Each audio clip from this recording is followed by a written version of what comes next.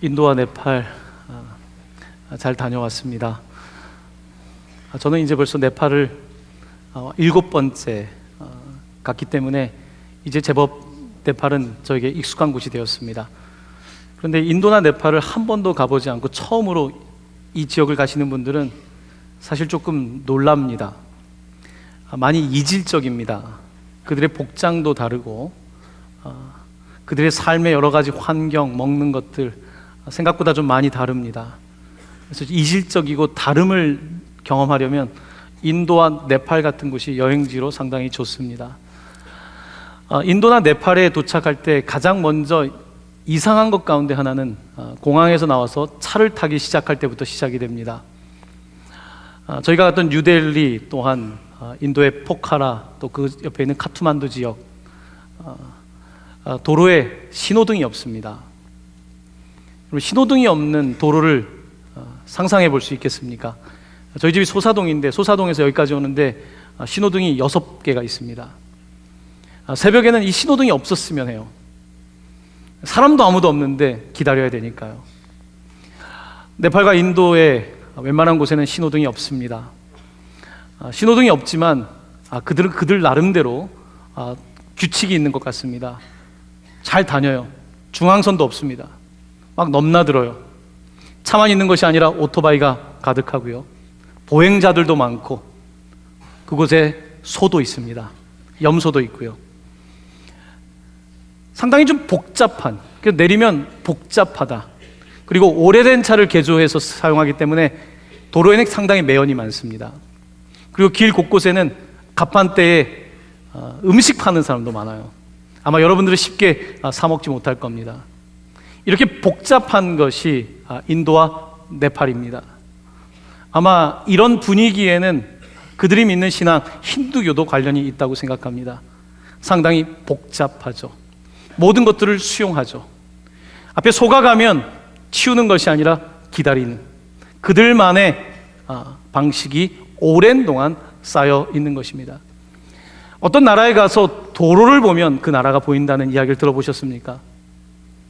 예를 들면 독일의 아우토반, 저는 달려본 적 없습니다. 실제적으로 보지도 못했고요. 아우토반 어떻습니까? 평균 200km로 달린다고 하는 그곳.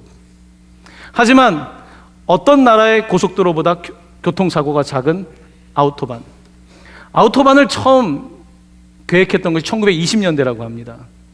1920년대에 생각했고 30년, 40년대에 일정한 구간을 만들기 시작했고 지금은 상당히 넓은 구간 아우토반을 가지고 있습니다. 왜 독일은 아우토반을 만들었을까요? 왜 스피드 리밋이 없을까요? 그들은 영토를 확장하는 단계에 있었습니다. 독일 제국, 게르만. 그들은 끊임없는 그 군사욕을 가지고 자신들의 영역을 확대했죠. 전쟁에서 가장 필요한 것 가운데 하나는 도로망이고 스피드입니다. 로마 제국도 마찬가지였습니다. 영국부터 저기 서남아시아까지 그들이 만든 로마 이 길은 대단했죠. 상업을 발달시켰고 군사력을 발달시켰던 로마처럼 유럽 사회는 도로망을 통해서 상당히 그들이 원하는 것들을 얻었던 것을 보게 됩니다. 특별히 독일은 자동차 산업의 최고죠. 마치 미국의 이 총기 때문에 우리가 보기에는 이상하지만 어떻게 총을 저렇게 컨트롤하지 않고 사람들이 총을 가지고 있을까? 총은 남자들에게 일종의 장난감 같은 거거든요. 미국 사회에서. 장난감이라는 표현은 좀 그렇지만 갖고 싶어 하는 것입니다. 독일에서는 차예요. 좋은 차를 끈다는 것, 속도를 무한대로 달릴 수 있다는 것은 꿈이거든요. 이게 독일입니다. 자랑스러운 거죠. 거기에는 일정한 제국주의적인 그와 같은 생각도 있지 않나라는 생각을 합니다. 가까운 일본에 가시면 어떻습니까? 일본은 도로가 넓지 않습니다. 처음에 가서 놀라는 것은 차가 작다는 거죠. 차가 작고 사람들이 질서를 잘 지킨다는 것. 작년에 일본 선교를 같이 가신 목사님들이 동경 시내를 몇백 킬로를 달렸어요. 저한테 목사님 한 가지 일본에서 흥미로운 게 이거라는 거예요. 스피드 범퍼가 없다는 거예요. 턱이 없습니다. 턱이 없지만 하나도 없는데 사람들은 스스로 법을 지킵니다. 이게 일본인 거예요. 독일이 보이고 일본이 도로를 보면 보입니다. 한국은 어떻습니까? 한국의 도로, 제가 보기에 전 세계에서 가장 도로망이 발달한 곳을 뽑으라면 대한민국입니다.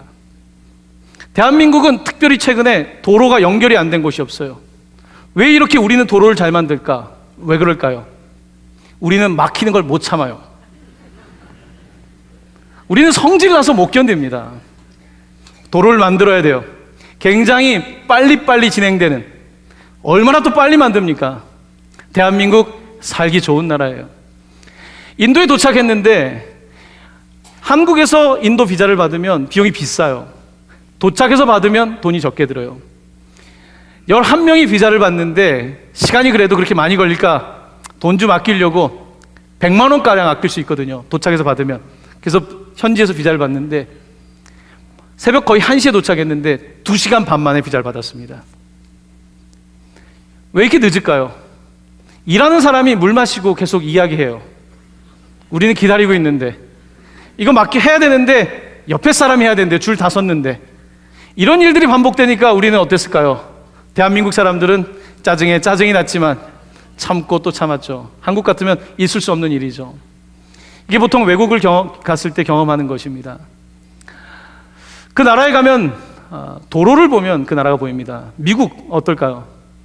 뉴욕 같은 도시는 차량이 있고 걷는 사람들도 많지만 보통 일반적인 미국의 도시들은요, 보행자가 별로 없습니다. 대부분 차를 타기 때문에.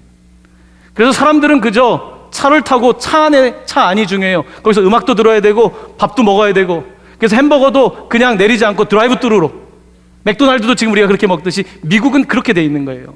그게 그들의 문화인 거예요. 인도와 네팔은 흥미롭습니다. 모든 사람, 동물, 염소, 소, 강아지, 행인, 부자, 거지 다 길에 나와 있어요. 이게 네팔, 인도입니다. 이들은 이곳에서 질서가 없어 보이는데 우리에게는 그들의 질서, 어쩌면 무질서의 질서 가운데 나름대로 차량도 운행하고 있는 것을 보게 됩니다. 인도 힌두교 신이 3억 3천이라고 하죠. 3억 3천의 신이에요. 이곳은 소도 신이고 나무도 신이고 서로 어떻게 보면 존중하는 것 같아요.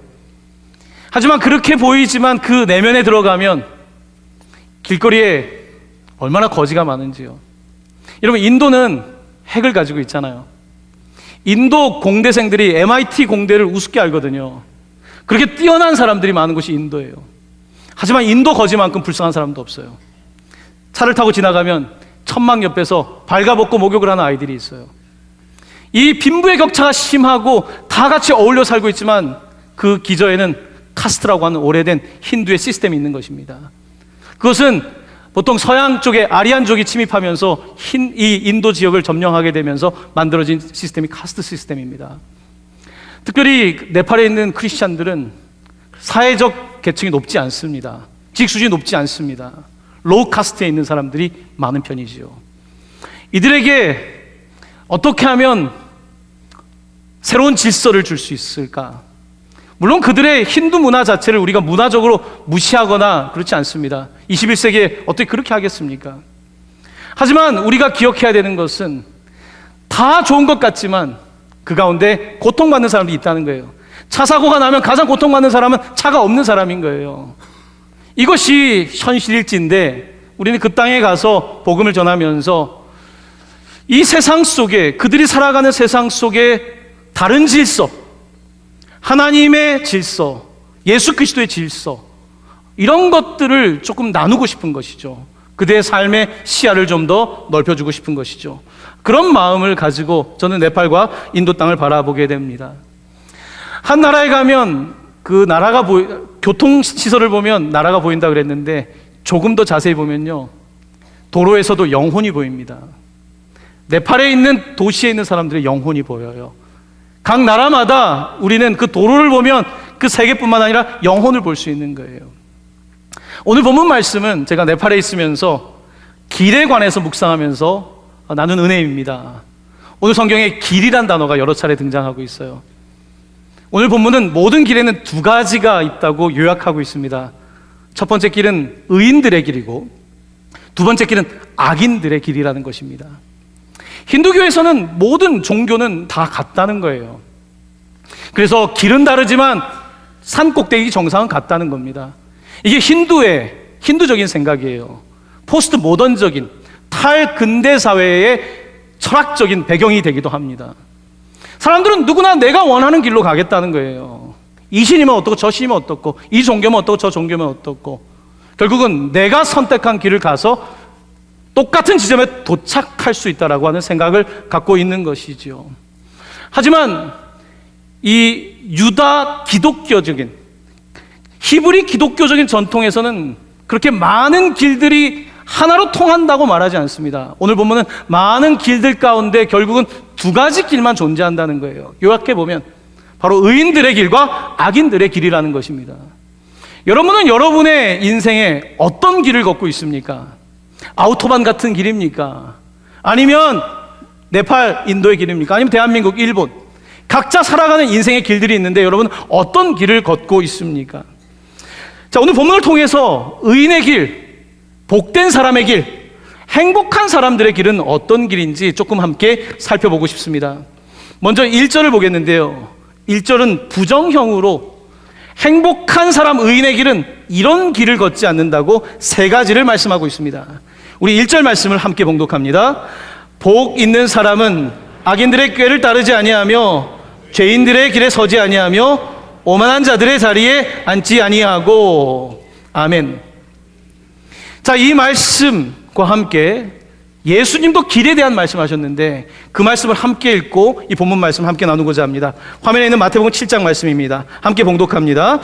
좁은 문으로 들어가라. 멸망으로 인도하는 문은 크고 그 길이 넓어 그리로 들어가는 자가 많고 생명으로 인도하는 문은 좁고 길이 협착하여 찾는 자가 적음이라. 아멘. 이 예수님의 말씀과 오늘 길에 관한 말씀을 함께 살펴볼 수 있을 것 같습니다. 먼저 복 있는 사람은 첫 번째, 악인들의 꾀를 따르지 않는다. 이 꾀라고 하는 단어는 충고, 조언, 따르지 않는다는 것입니다. 결국 우리는 누군가의 말을 듣고 살고 있어요. 그렇죠? 내가 다 선택 어떻게 합니까? 내가 모르는데 우리는 반드시 누군가의 이야기를 듣고 그 조언을 따라 살게 되어 있습니다. 자, 복 있는 사람은 악인들의 꾀를 따르지 않는다. 그들의 충고와 조언을 따르지 않는다고 말씀하고 있습니다. 조언을 잘못 들어서, 충고를 잘못 들어서 멸망의 길을 간 성경의 한 인물이 있습니다. 그 사람의 이름은 솔로몬 왕의 아들인 르호보암입니다. 르호보암이 왕위에 올랐을 때 그는 잘못된 말을 들었습니다. 자, 성경은 뭐라고 말씀하고 있는지 화면에 있는 열왕기상 말씀을 함께 봉독합니다. 왕이 노인들이 자문하는 것을 버리고 어린 사람들과 의논하여. 아멘. 화면을 그대로 놔둬주시고요. 자, 솔로몬의 아들 르호보암이 왕이 되었을 때에 노인들의 자문을 듣지 않았다는 것입니다. 경험이 있는 사람들의 이야기를 듣지 않았다는 것입니다. 그리고 그가 누구의 이야기를 하냐면 자기 앞에 모셔 있는, 자기와 함께 자라난 사람의 말만 들었다는 것입니다. 나와 같은 당의 사람만 들은 거죠. 나와 같은 세대의 사람의 이야기만 들은 거죠. 다른 사람의 이야기를 들을 수 없었던 거예요. 르호보암은 자기와 함께 자라나서 말은 잘 통했는데 의로운 길을 선택하지 못했던 사람들의 말을 듣게 되었고, 결국은 르호보암 이후로 유다 왕국은 계속해서 아래로 떨어지는 결과를 초래하고 맙니다. 그가 악인들의 꾀를 들었기 때문인 거예요. 말이 된다고 해서 다 좋은 건 아닙니다. 어떨 땐 듣기 싫어야 되는 말도 들어야 되는 것이죠. 그런데 르호보암은 그런 면에서 실패한 것입니다. 자, 두 번째입니다. 두 번째는 죄인들의 길에 서지 않는 것입니다. 죄인. 누가 죄인일까요? 구약 성경에 죄인이라는 말이 처음으로 등장하는 곳이 어디냐면, 물론 아담과 하와가 죄를 지었지만 죄인이라고 하는 단어가 처음 등장하는 것은 소돔과 고모라입니다. 자, 소돔과 고모라에 죄인이라는 단어가 등장하는데 특별히 소돔과 고모라에 간 성경의 인물이 있습니다. 아브라함의 조카인 롯이었습니다. 함께 유목 생활을 했기 때문에 목축이 많아지니까 한 곳에서 다 먹일 수가 없었습니다. 그래서 아브라함이 내가 동을 하면 너가 서하고 내가 서를 하면 너가 동을 한다, 나누어지는 결정을 하게 됩니다. 그때 롯은 죄인들의 길에 서게 됩니다. 소돔과 고모라를 선택하게 됩니다. 그 이야기가 창세기 13장에 있는데요, 화면에 있는 이 말씀을 제가 여러분께 봉독해 드립니다. 이에 롯이 눈을 들어 요단 지역을 바라본 즉 소알까지 온 땅이 물이 넉넉하여 여호와께서 소돔과 고모라를 멸하시기 전이었으므로 여호와의 동산 같고 애굽 땅과 같았더라. 그러므로 롯이 요단 온 지역을 택하고 동으로 옮기니 그들이 서로 떠난지라. 아멘. 그러므로라고 하는 동사 앞에 롯이 그 땅을 선택한 이유는 눈에 보기 좋았기 때문에, 물이 많았기 때문에, 문명이 발달했기 때문이었습니다.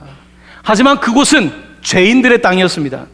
13장 13절에 처음으로 죄인이라는 단어를 사용하고 있는데 이렇게 사용하고 있습니다. 화면에 있는 이 말씀을 함께 봉독합니다. 소돔 사람은 여호와 앞에 악하며 큰 죄인이었더라. 아멘. 여러분, 죄는 타협의 대상은 아닐 겁니다. 여러분과 제가 죄인들이 많은 소돔과 고모라에 가면 잘 살 수 있을까요? 그건 자기에 대한 과신입니다. 죄라고 하는 환경에 들어가면 다 그렇게 될 가능성이 대부분입니다. 특별한 사람을 제외하고는 다 그렇게 되는 것입니다. 그러므로 오늘 복 있는 사람은 죄인의 길에 서지 않는다. 죄는 타협의 대상이 아니라 죄는 멀리할 대상이고 가지 않아야 될 대상이라고 분명히 말씀하고 있는 것입니다. 세 번째, 복 있는 사람은 누구인가? 오만한 자들의 자리에 앉지 않는다고 말씀합니다.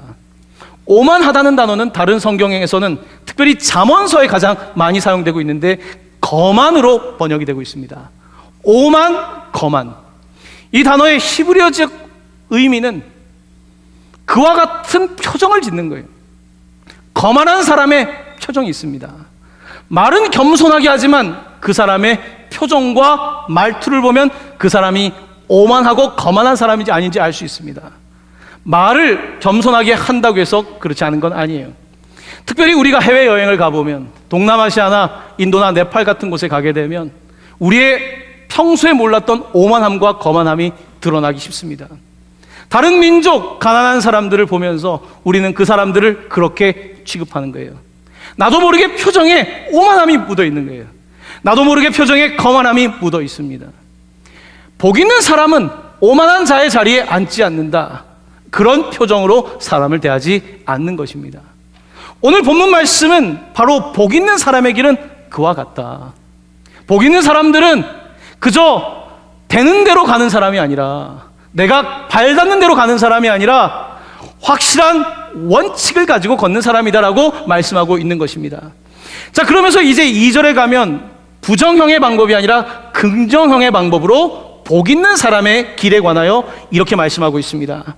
우리 2절 말씀을 함께 봉독합니다. 오직 여호와의 율법을 즐거워하여 그의 율법을 주야로 묵상하는도다. 아멘. 여호와의 율법을 즐거워하는 거예요. 이 법을 따라가는 거예요. 내가 원하지 않지만 신호등이 켜 있어요. 멈추라고 하는 거예요. 멈추는 거예요. 가라고 하면 가는 거예요. 내 마음대로 질서를 잡는 게 아니에요. 각자가 자기의 권리만 말하는 게 아니에요. 내 그냥 자유다라고 말하는 게 아니에요. 내 인생 내 마음대로 한다고 말하지 않습니다. 오직 복 있는 사람은 여호와의 율법을 그냥 억지로가 아니라 즐거워한다고 말씀하고 있습니다. 법을 따라가는 게 즐거운 거예요. 여러분, 법을 따라가는 것이 얼마나 행복합니까? 하나님 말씀 따라가는 게 얼마나 행복합니까? 주야로 묵상한다는 거예요. 여러분, 왜 이 말씀이 좋으냐면, 여러분, 다른 나라에 가보면 우리나라가 좋다는 것을 알아요. 이렇게 살기 좋은 나라가 그렇게 많지 않습니다. 웬만한 유럽 국가보다 우리나라가 못하지 않습니다. 가보면 알아요. 하나님의 말씀을 읽어보면 알아요. 세상에 많은 가르침이 있지만 성경을 읽어보면 좋다는 걸 알아요.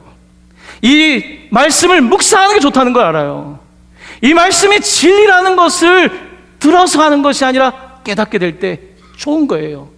이렇게 살아야 되는구나. 이렇게 사는 것이 진정한 행복의 길이구나. 이것이 복 있는 사람의 길이구나. 이것을 깨닫는 거예요. 오늘 그래서 시편은 복 있는 사람에 관하여 말씀하면서 악인들의 길이 아니라 이 의인들의 길, 하나님의 말씀을 따라 사는 도로, 이 망을 따라가는 인생을 말씀하고 있는 것입니다. 자, 그러면서 이제 이 복 있는 사람, 의로운 길을 가는 사람의 인생을 아주 아름답게 시적으로 표현하고 있는 구절이 3절입니다. 우리 3절 말씀 함께 봉독합니다. 그는 시냇가에 심은 나무가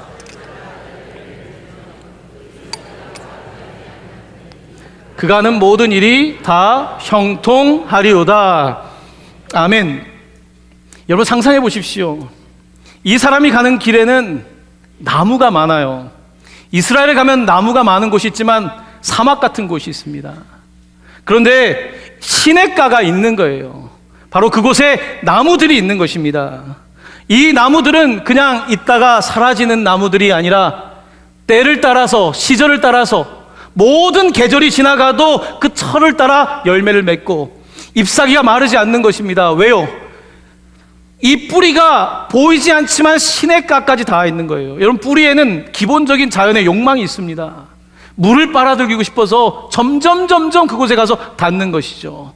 그래서 이런 사람은 시냇가에 심은 나무 같다는 것입니다. 그래서 하는 모든 일이 모든 계절에 따라서 형통하다는 거예요. 30대에도 40대에도 70대에도 80대에도 모든 인생의 계절을 따라 형통한 삶을 산다고 말씀하고 있는 것입니다. 오늘 등장하고 있는 형통이란 단어가 가장 많이 적용되는 성경의 인물이 있습니다. 그 인물이 누구일까요? 그 사람은 요셉입니다. 성경을 읽어보면 요셉을 표현할 때 형통이란 단어를 계속해서 사용합니다. 그가 보디발의 주인의 집에 살 때에 종으로 팔려가지 않았습니까? 근데 그가 형통해요. 이 종업원 때문에, 이 일하는 직원 때문에 보디발의 집이 형통해집니다.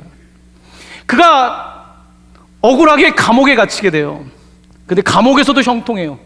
여러분, 감옥도 분위기가 중요하지 않습니까? 요셉이 갇혀있는 감옥의 분위기가 좋은 거예요. 그가 형통한 거예요.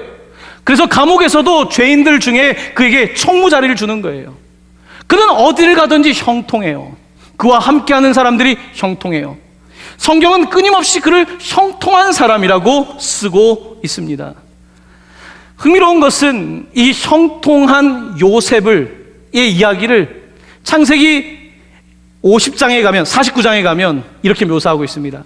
그의 아버지 야곱이 죽을 때 12아들을 축복하는데 요셉을 향해서는 오늘 마치 시편 1편을 읽는 것 같은 착각을 할 만큼 그런 축복을 하고 있습니다. 화면에 있는 이 말씀을 함께 봉독합니다. 시작. 요셉은 무성한 가지 곧 샘 곁에 무성한 가지라 그 가지가 담을 넘었도다. 아멘. 형통하다는 거예요. 자기 민족을 넘어섰는데도 애굽에서 형통한 거예요. 또 다른 지역에 갔는데 형통한 거예요. 가지가 담을 넘는 거예요. 바로 요셉의 형통함에 대해서 이렇게 묘사합니다. 17살 때 꿈을 꾸고 저기 애굽까지 갔지만 그는 모든 인생의 철을 따라 형통한 사람이 된 것입니다. 바로 이것이 야곱이 했던 요셉을 위한 축복이었습니다. 저는 여러분들이 그런 형통한 축복을 누리기를 바랍니다. 우리 모두 그 길을 따라감으로 축복을 누리길 바라는데요. 야곱의 축복이라는 노래가 있죠. 우리 한번 이 찬양하고 계속해서 말씀 나누기를 원합니다. 옆에 있는 사람들에게 격려하며 당신은 무성한 가지입니다. 함께 축복하며 찬양하기 원합니다.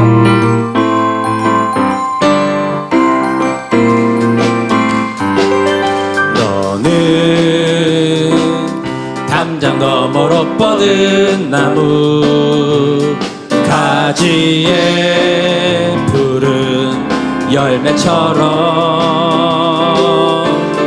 하나님의 귀한 축복이 삶에 가득히 넘쳐날 거야. 너는 어떤 시련이 와도 능히 이겨낼 강한 발이 있어.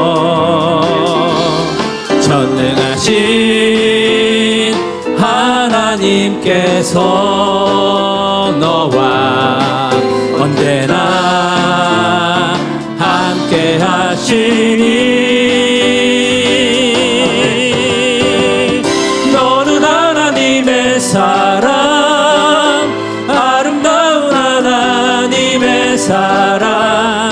나는 널 위해 기도하며 내 길을 축복할 거야. 너는 하나님의 선물, 사랑스러운 하나님의 열매, 주의 품에 꽃 피운 나무가 되어줘. 아멘. 아멘. 우리 사랑하는 모든 성도님들이 야곱의 축복을 받는 요셉처럼 되시기를 간절히 축원합니다. 오늘 본문 말씀은 이렇게 의인의 길을 걷는 사람은 이와 같은 모든 계절을 따라서, 인생을 따라서 받는 형통함의 축복을 누린다고 말씀하고 있습니다. 반면에 악인은 어떻게 살고 있는지 그 다음 구절입니다. 우리 4절 말씀 함께 봉독하겠습니다. 시작.